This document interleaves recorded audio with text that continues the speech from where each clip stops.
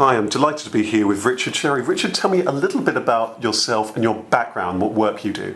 Well, I'm a clinical psychologist and I specialize in complex traumatology, also systems, and helping individuals, groups, organizations improve their performance and working towards high levels of actualization and development. Got you. So that sounds absolutely fascinating. So it sounds as though there's lots of different areas there. So there's the work with individuals, and that sounds as though particularly if they've had personal trauma, it might be relationship trauma, events. It's not just trauma, but I think it's being able to work within the spectrum of very difficult things to really super high levels of performance. So give me an example of on that further and the super high levels of performance. So what kind of things are we talking about? An executive team or? Well, I think anyone's capable. It's trying to be the absolute best that the person can be, or the group, or the organization, and how to work, with both higher levels of performance in terms of what the goals that they want to be able to achieve, but equally in terms of a deeper level of what it actually is to feel like a complete whole human being in whatever way that they would define it. Fantastic. So tell me a little bit about where is that starting point? Because it sounds as though there must be so many different kind of factors that you might need to look at whether you're working with an individual. Let's just take one or two of those examples very quickly. Let's say you've got, give me an example of the common scenario that somebody might come to you with. Well, I think it depends on whether it's in my work as a clinical psychologist and psychotherapist. If someone comes in and they've had a trauma or a difficulty where they feel they're not functioning and they're having high levels of symptoms. Yeah, so let's take that first one. Let's take somebody as an individual and they feel as a psychologist that they've come to you and they're feeling they're not at their best, perhaps they've had some setbacks. Tell me a little bit about briefly the process that you might take them through. I think some of it is clinically assessing the person and understanding what it is that they're struggling with, what the current symptoms and difficulties are, what ways it has impacted their life. Also trying to figure out, usually if someone comes and sees me, or if I'm asked to see someone or a group or organization, there are particular issues or difficulties that need to be addressed and looked at. And it's starting with those, and it's working to help not only ameliorate and reduce the distress that's there, but also beginning to help the person think about what are things going to look like if those are really able to be corrected, and where do they really, really want to get to. Got you. So we're in a similar kind of field of work in that. So yes. Tell me, if you're working with, I can imagine with an individual, I can see that process, how that will unfold with them over a series of sessions. But I guess one of the areas that lots of people might be interested is when you're doing this work and you're applying it to, for example, an organisation, because you've got all sorts of different people, all sorts of different personalities, all sorts of different priorities. How then, when an organisation comes to you and they want you to work on the team and you're thinking, oh my goodness, there's all sorts of issues, the manager's a bully, this person's these challenges. How do you begin to help that organisation and begin to understand where they are and what they do? Talk me through the process there. Well, some of it there's a lot of details to it that make a difference. But if we just take one scenario, that a company organization comes to me and says we're having difficulty with a particular thing. Yeah, can you give me an example of the kind of thing that might quite typically occur, so that we can have a sense of that? Sure. If we think of if we take some of the issues where performance problems or absenteeism, or so a couple of people have been underperforming and some people haven't been showing up for work. Talk me through. Or if we think about an environment that is kind of just like an individual, a group or organization can have similar issues of sort of toxicity or difficulties. And when you say toxicity, what people just not getting on, there's a lot of anger, frustration, animosity, a lot of difficulties, where the difference between having a team that's really that needs to support each other, particularly if there's adversity, economic difficulties or performance problems, and how do we get that so that we help change a system which is primarily negative into one where you're helping it move forward to it's a really super supportive, compassionate, supportive environment that is very target and goal driven to what it is capable of being able to achieve. in the best of that rather than the worst of it. And that sounds fascinating. So talk us through a little bit about that. I would imagine that there's a lot of work to be done there. I guess that there's issues in terms of how serious they are about this process, how bought they are into that, how willing they are to discuss what that optimal performance and so on might look like. Yeah. Can you just talk me through some of the kind of the themes that you might be pointing toward and some of the things that you might be doing, just for us to get a flavour of that? I think some of it is looking at from different perspectives and trying, like a family system, what are the issues that from different perspectives that need to be understood or integrated. I see. So it might be, for example, we've got a workplace and the boss is mindful that there's performance issues, he's mindful there's been absenteeism, and you're going to be helping them to look at the perspective of what the organisation wants, what the boss wants, what the staff's, that members of staff's circumstances are. Is that the kind of... Well, it's also understanding it and integrating, if we think of fragmenting and integrating a lot of things so that the communication is up at a very high level, the support and the information capacities so that things do link together.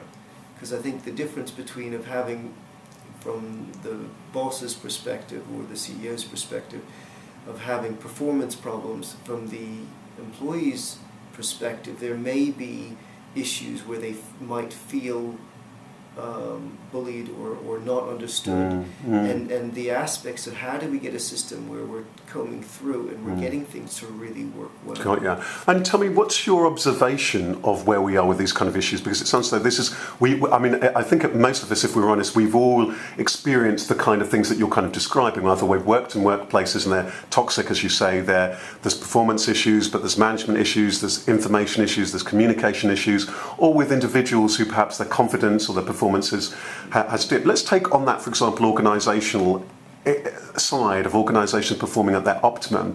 What are the issues that you think we as a society or generally we need to look at in order to move forward? Because I'd imagine that very often if somebody brings in an expert like yourself or myself, there's a very limited focus. Okay, we need this person to be doing this, or this person's now becoming a manager, so they need to do this, this, this, and this.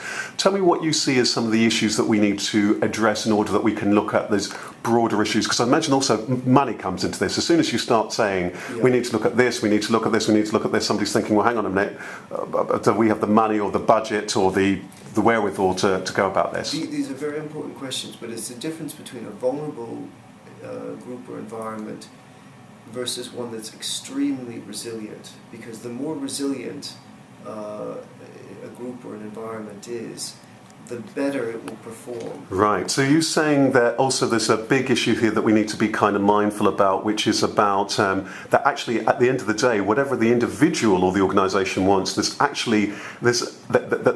addressing the big picture is absolutely key in order for them to get the results. So there's actually a financial, emotional and everything else benefit from addressing this. Well, also from a skills base, that if you have someone that's working for you that's extremely motivated and passionate about what they're doing, they're going to sort of outperform anyone in the area. And also if they can support, their colleagues and what the goals are and working together, the difference with that is literally a complete sea change in development, where that's an environment that's going to do better across the board. And if you ask anyone where they want to work, that's where they want to be. Got you. And can you tell us a little bit about other examples where we've seen where either organisations or fields are beginning to really take this on board, on areas where you think, well, we've got a long way to go? Just because I'd imagine some people watching this, when they're able, sometimes it's that thing when they're seeing that there's other companies or other fields that they're doing this, that they think, actually, maybe we need to look at this root and branch. Can you give us a sense of that?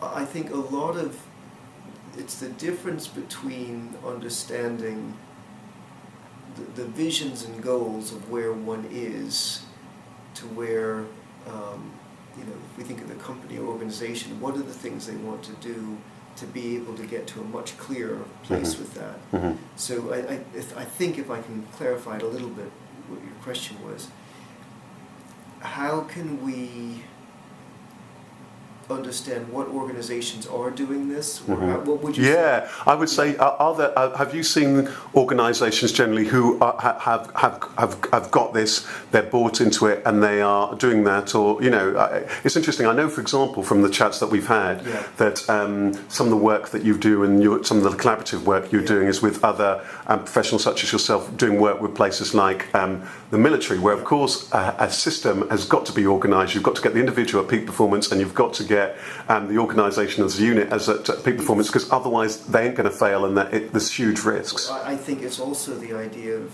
if we think of having an environment that is supposed to work, however good a group or organization is, the difference between really being able to go and help them rebuild it from scratch, to be able to understand that they can improve that literally sometimes by 1,000%. Right. However good, even for special forces or other things, the difference between being able to improve that, so you're doing that at unbelievably higher levels than even what you think that you're capable of. Got you. So I get a sense from what you're saying here is that the kind of organisation who is willing to and wanting to do this, there really needs to be, they need to get this from the get-go. It's not going to be necessarily for everybody, because there's got to be, I would imagine, I wonder, there's got to be that realisation that actually, are we willing to look at this root and branch in order that we can really, who are we really, where are we really at, what are we trying to really achieve, so that therefore there's that willingness to look at that, because presumably then the kind of conversations that you've been talking about before, about the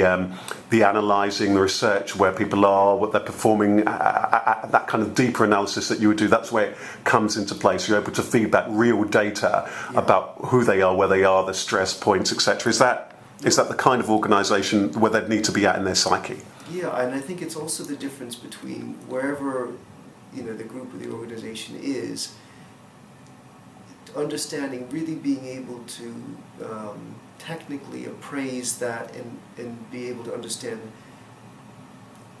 the spectrum of development, so that it's not just, because what a lot of the research and the things I've been looking at, most systems are more ill or dysfunctional than we understand, but also the difference between getting them so that they can be extremely healthy. It's actually easier than we understand, but you need to change the internal and external culture of how things are working and organize with that. Got you. And I would imagine also what's fascinating about that work is that very often we focus on merely fixing a problem, rather than what that optimal health would look like. I know we touched on this in the chat that we had, so very often the focus is that we've got this, we've had this restructure, we need to fix this, this person needs to do this person's underperforming, rather than actually, so that thing that you said before about what does that optimal health and so on look like, I guess that's... And what's it feel like? What's it like to live in an environment where you have that kind of unbelievable unconditional support and the kind of creativity where everyone feels a part of a group or a unit that is unbelievably high functioning, and also understanding, however, it's like doing the preventative work, so you're able to get to much, much higher levels of performance and development than even what you think that you're capable of. Well, I think that's a wonderful point to leave it at. Thank you. We look forward to hearing more about the work and more about the organisations that you're working with, because I think this is really apt and very apt in the society that we're in now, with some of the challenges that we're in now. So all the best with the work, with the research, and I know that you're heading off for an exciting trip shortly, so all the best with that. Thank you very much. Thank you.